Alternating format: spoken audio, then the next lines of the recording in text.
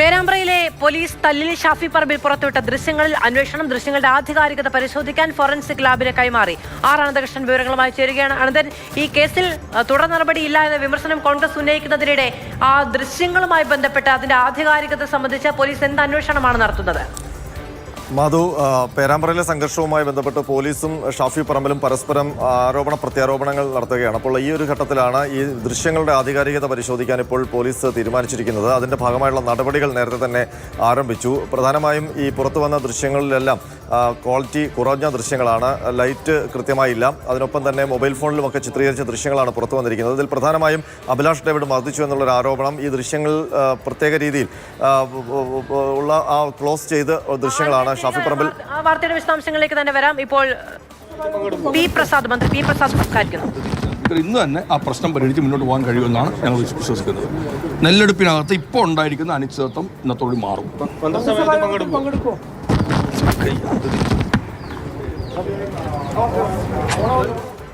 PMCയുമായി ബന്ധപ്പെട്ട വിഷയങ്ങളിൽ തൽക്കാലം പ്രതികരണം ഉണ്ടാകുന്നില്ല. CPI മന്ത്രിമാരുടെ ഭാഗത്തുനിന്നോ നേതാക്കളുടെ ഭാഗത്തുനിന്നോ നെല്ലെടുപ്പുമായി ബന്ധപ്പെട്ട പ്രശ്നത്തിൽ ഇന്നു തന്നെ പരിഹാരമുണ്ടാകും എന്ന് കൃഷിമന്ത്രി പി പ്രസാദ്.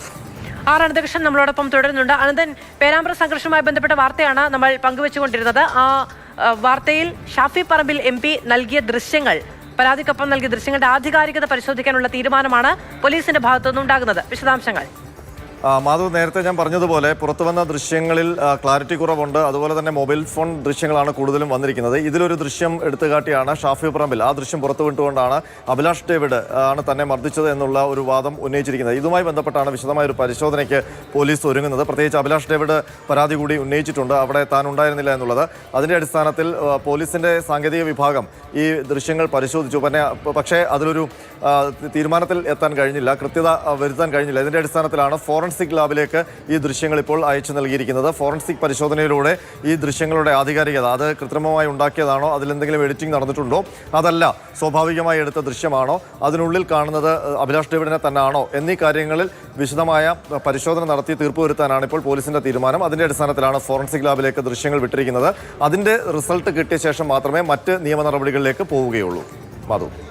അനന്തകൃഷ്ണനാണ് വിവരങ്ങൾ നൽകിയത്. ഷാഫി പറമ്പിൽ MP പോലീസുകാർക്കെതിരെ വിമർശനം ഉന്നയിച്ചുകൊണ്ട് നൽകിയ ദൃശ്യങ്ങൾ ആധികാരികമാണോ എന്ന് പരിശോധിക്കാൻ ഫോറൻസിക് ലാബിന് കൈമാറിയിരിക്കുകയാണ് പോലീസ്. അനന്തകൃഷ്ണനാണ് അതുമായി ബന്ധപ്പെട്ട വാർത്തകൾ നൽകിയത്.